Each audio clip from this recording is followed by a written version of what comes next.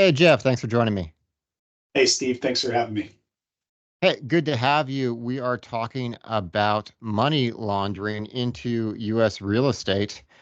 New report came out from a network of anti-corruption advocacy organizations, and surprise, surprise, they found that bad guys also like buying real estate in the United States. A report published in early May that looked at 25 cases from publicly available sources, and they found that there is illicit funds coming from multiple countries. They listed 14 in the report, including U.S., Russia, Mexico, Iran, North Korea, getting invested into commercial real estate in the U.S., particularly in California, Florida, and New York. I guess more than half involved foreign government officials, relatives, oligarchs. So, largely people kind of stealing from their own people.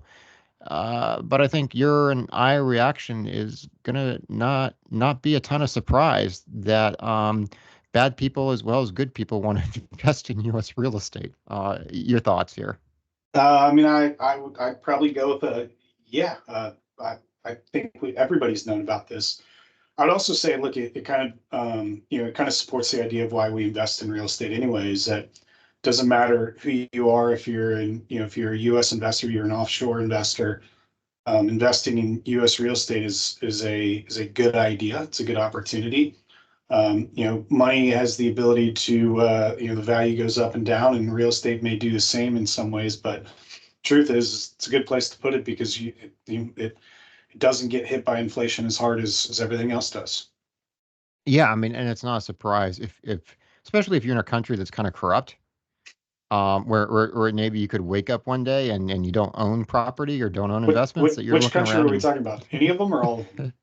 well, I mean, I think, they pointed out like, North Korea, not exactly secure property rights there, Iran, Russia.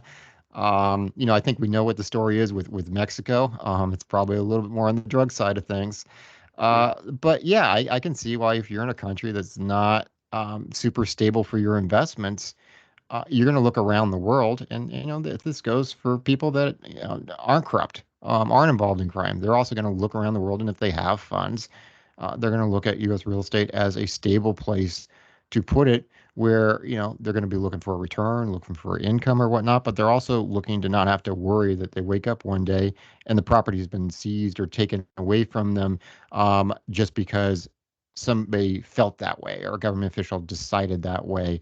Certainly if they're criminals, they could wake up one day and find, if they're linked to the crime, maybe they got some problems with that. But I think that, this is pretty obvious why people look at investing in U.S. real estate. Uh, but I don't really think this is a very solvable problem, just from the fact that money's liquid, money is fungible.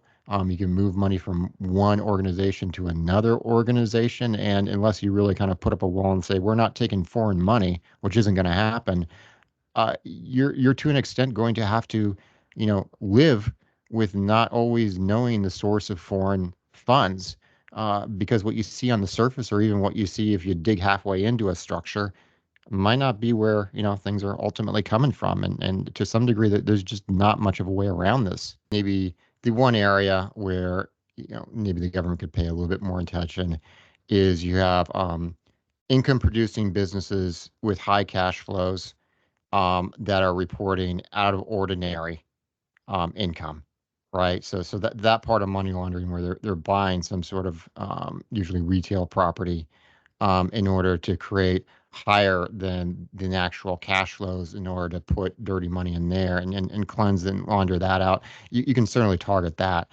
for But sure. insofar as like, somebody just, invests in a warehouse or invests in an office building, and you're trying to figure out, where was the source of those funds, and it's moving through multiple LCs, multiple businesses, and maybe even front people as well as good luck. Yeah. That's just finding a needle in the haystack. So, I think there's some things that can be done, but you get to the bottom of this, it's not going away. I mean, we're always going to have the problem of, and in a way, it's a good problem. Good people and bad people are going to look at the U.S. real estate as a good investment.